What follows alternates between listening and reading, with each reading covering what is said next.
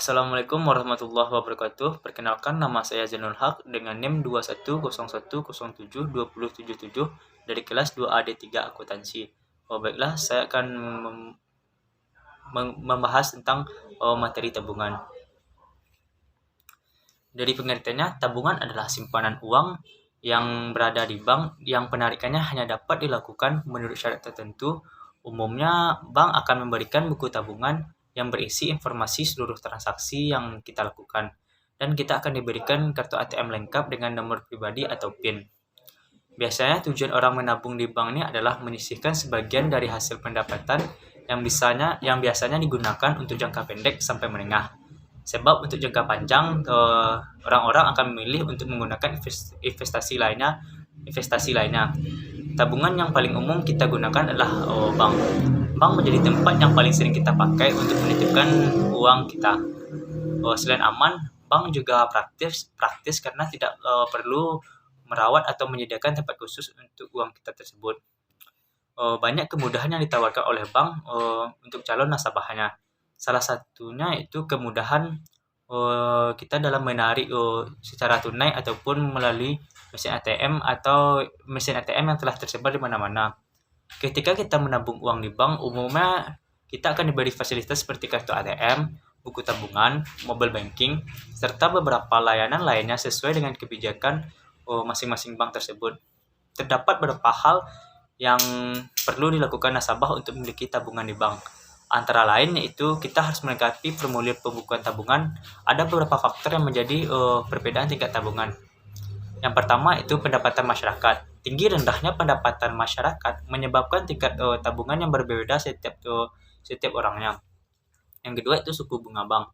Suku bunga bank, banyak masyarakat yang memperhatikan suku bunga bank ini untuk memutuskan menabung atau tidak, karena ada masyarakat yang tidak suka dengan adanya suku bunga bank tersebut.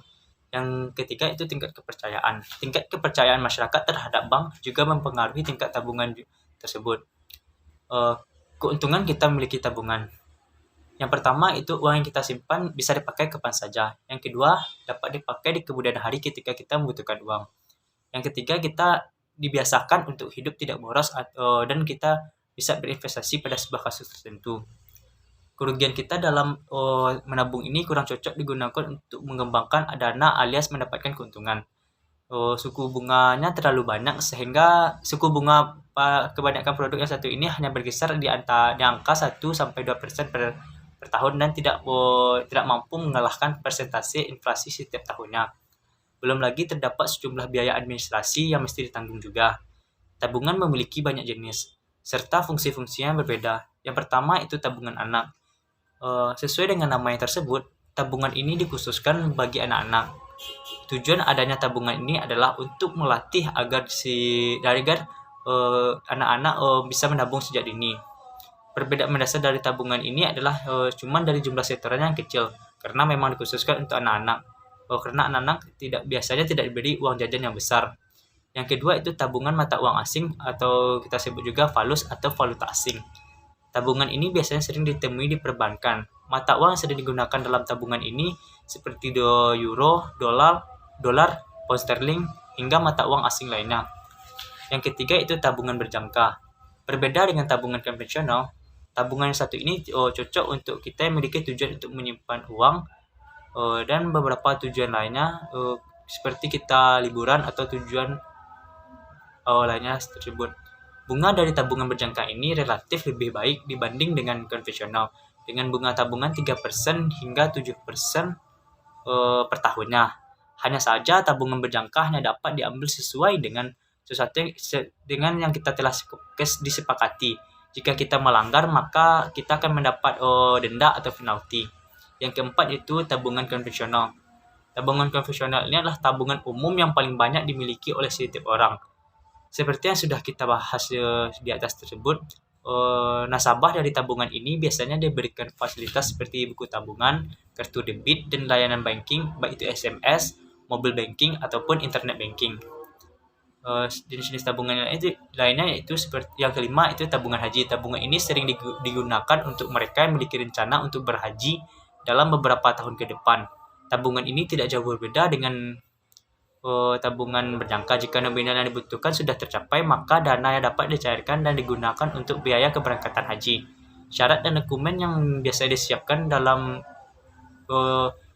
jenis tabungan ini lebih banyak dibandingkan tabungan biasanya. Yang keenam, tabungan giro. Tabungan ini seringkali disebut dengan tabungan bisnis karena memang fasilitas dari tabungan ini ditujukan untuk bisnis seperti transfer ke beberapa rekening dan transaksinya dapat menggunakan cek dan biliet. Untuk pembukuan rekening ini hanya dapat dilakukan perorangan ataupun badan usaha dan minimum setoran awalnya mulai dari 2 juta hingga 3 juta. Yang ketujuh itu jenis tabungan itu tabungan investasi.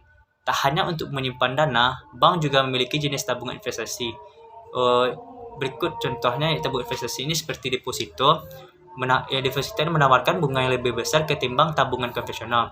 Tapi nasabah tidak bisa atau kita tidak bisa mengambil dana karena ada jangka waktunya. Deposito juga menyediakan sistem denda atau penalti jika nasabah menarik dana sebelum jatuh tempo. Yang kedua itu tabungan saham. Tabungannya sesuai dengan NAS. Tabungan saham ini memang khusus digunakan untuk membeli saham secara rutin serta menyimpan laba dari hasil transaksi saham tersebut. Yang ketiga itu tabungan mata uang asing. Orang yang kerap melakukan transaksi menggunakan mata uang asing biasanya akan memilih untuk membuka tabungan seperti ini. Pasalnya tabungan investasi mata uang asing ini memang memanfaatkan naik turunnya kurs mata uang dalam negeri. Cara kita melakukan pembukuan tabungan. Syarat pembukaan rekening tabungan yaitu memiliki kartu identitas, mengisi formulir aplikasi dan setor awal minimal 200.000. Prosedur pembukaannya melewati 4 tahapan. Yang pertama itu mengisi formulir aplikasi, dibuatkan buku tabungan. Yang kedua dibuatkan buku tabungan dan nomor rekening. Yang ketiga dibuatkan kartu ATM. Dan yang keempat kita setoran awal. Penyetoran yang selanjutnya itu penyetoran tabungan. Yang pertama, setoran tabungan ini merupakan setoran yang dilakukan oleh nasabah secara langsung ke bank. Dengan menyetorkan uang tunai kepada pihak bank akan sejumlah uang yang disetorkan dan membandingkan dengan jumlah angka yang tertera pada slip setoran. Bila benar, maka akan dicatat dalam pembukaan bank tersebut. Yang kedua itu cara penyetoran lainnya itu setoran secara non tunai. Setoran non tunai merupakan setoran yang dilakukan oleh nasabah atau pihak lain tidak dengan menyerahkan uang tunai tetapi dengan sarana lain. Antara lain pemindah bukuan, transfer in, sektor clearing dan lain-lain. Setor tunai akan dicatat oleh bank pada saat dana tersebut benar-benar telah diterima oleh bank tersebut. Yang selanjutnya itu penarikan tabungan. Penarikan tabungan dapat dilakukan dengan 2 cara, yaitu yang pertama itu penarikan tunai. Penarikan tunai ini merupakan penarikan yang dilakukan oleh nasabah secara tunai. Penarikan ini dapat dilakukan secara langsung dengan mengisi slip penarikan yang disediakan oleh bank disertai dengan menunjukkan buku tabungan kepada teller. Penarikan tunai itu menggunakan kartu ATM sebagai sarana penarikan non-teller. Yang kedua, penarikan non-tunai. Penarikan non-tunai merupakan penarikan tabungan yang dilakukan dengan menggunakan sarana selain buku tabungan dan kartu ATM. Penarikan non-tunai dapat dilakukan secara transfer dan pemindah bukuan. Selanjutnya itu penutupan rekening. Orang menutup rekening ada beberapa alasan yang melandasi nasabah menutup rekening tersebut. Yang pertama yaitu rekening tidak digunakan lagi. Yang kedua, ingin pindah bank dikarenakan beberapa alasan pribadi. Yang ketiga, pengguna bank tersebut meninggal dunia. Proses atau alur penutupan rekening tabungan. Yang pertama, nasabah atau kita mendatangi bank lalu menemui security menyampaikan keinginan kita untuk menutup buku rekening.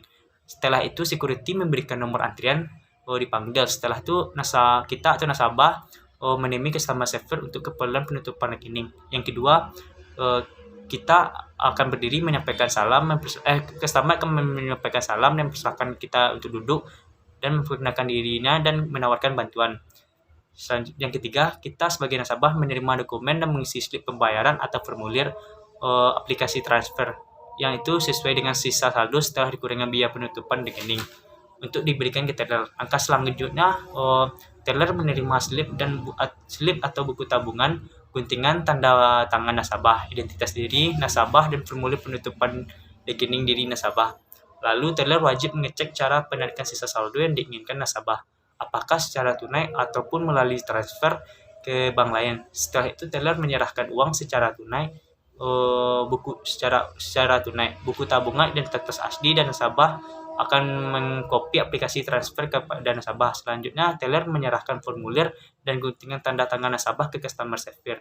Setelah itu, customer service wajib memastikan bahwa saldo nasabah telah tersisa sebesar biaya penutupan rekening.